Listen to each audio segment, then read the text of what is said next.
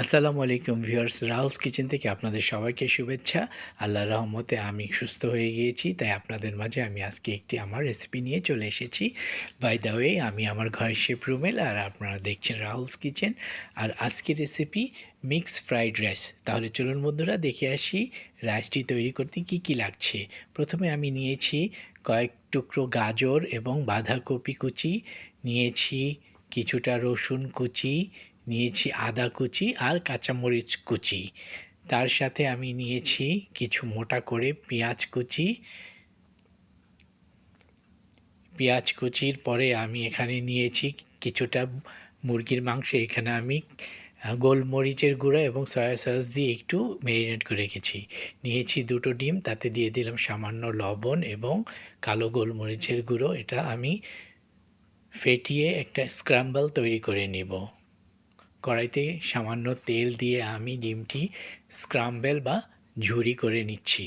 Viewers, রেসিপিটি কেমন লাগছে আপনারা আমাকে অবশ্যই কমেন্টে জানাবেন, এবং কে কোথা থেকে দেখছেন তারা অবশ্যই আমাকে কমেন্ট করে জানাবেন।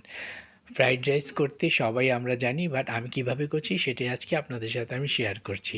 আমার স্ক্রাম্বলটা হয়ে গেছে, আমি তুলে নিলাম। অপরদিকে আমি সেম কড়াইতে আবারও কিছুটা তেল দিয়ে মুরগির মাংসগুলো একটু ভেজে নিব। ভিউয়ার্স, যারা আমার ফলোয়ার আছেন তাদের সবাইকে অশেষ ধন্যবাদ, আর যারা নিউ ফলোয়ার্স হবেন তাদেরকে আগাম শুভেচ্ছা। সেম রেসিপিটি আপনারা আমার ইউটিউব চ্যানেলেও দেখতে পারবেন। যারা ইউটিউব চ্যানেলটি সাবস্ক্রাইব করেছেন তাদেরকে অনেক ধন্যবাদ, এবং নতুন বন্ধুরা যখন ইউটিউব চ্যানেল থেকে দেখবেন অবশ্যই সাবস্ক্রাইব করবেন, এবং রেসিপিটি না টেনে সম্পূর্ণ রেসিপিটা দেখার অনুরোধ রইল। আমি চিকেনগুলো ভেজে তুলে নিলাম। আমি আবারও সামান্য তেল দিয়ে আমি যেই মরিচ, রসুন, তারপরে আপনার আদা কুচিগুলো ছিল সেগুলো দিয়ে দিলাম। সেটা একটু সামান্য একটু ভাজা ভাজা করে নিচ্ছি।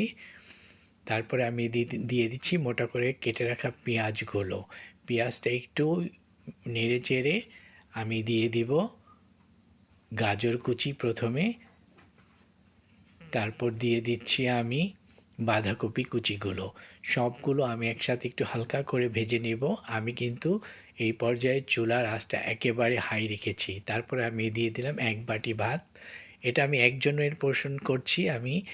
আপনারা চাইলে আরও কোয়ান্টিটি বাড়িয়ে নিতে পারেন। তারপরে যে ভেজে রাখা স্ক্রাম্বল এবং কী বলে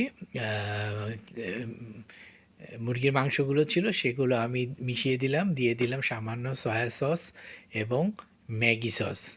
তার সাথে আমি দিয়ে দিলাম সামান্য ফিশ সস। এগুলো দিয়ে একটু নেড়ে চেড়ে আমি দিয়ে দেব সামান্য সাদা গোলমরিচের গুঁড়ো। আপনারা খেয়াল করেছেন আমি কিন্তু লবণ ইউজ করিনি, কারণ প্রত্যেকটা সসের মধ্যে যথেষ্ট পরিমাণ লবণ থাকে, তাই আলগা লবণের কোনো প্রয়োজন হয় না। ভিউয়ার্স, রেসিপিটি যদি ভালো লাগে আপনারা অবশ্যই বাড়িতে একবার তৈরি করে খাবেন এবং আমাকে ফিডব্যাক দিবেন কেমন হলো। এই রেসিপিটি আমার খুবই ভালো লাগে, আমি খুবই মজা করে খাই। মাঝে মাঝেই আমি এটা বানাই। আপনারা তো জানেন রাহুলস কিচেন মানে সবসময় সহজে সব কিছু রান্না করা এবং মজা করে খাওয়া। আর আমি কিন্তু ফুল হাই হিটে রেখেছি।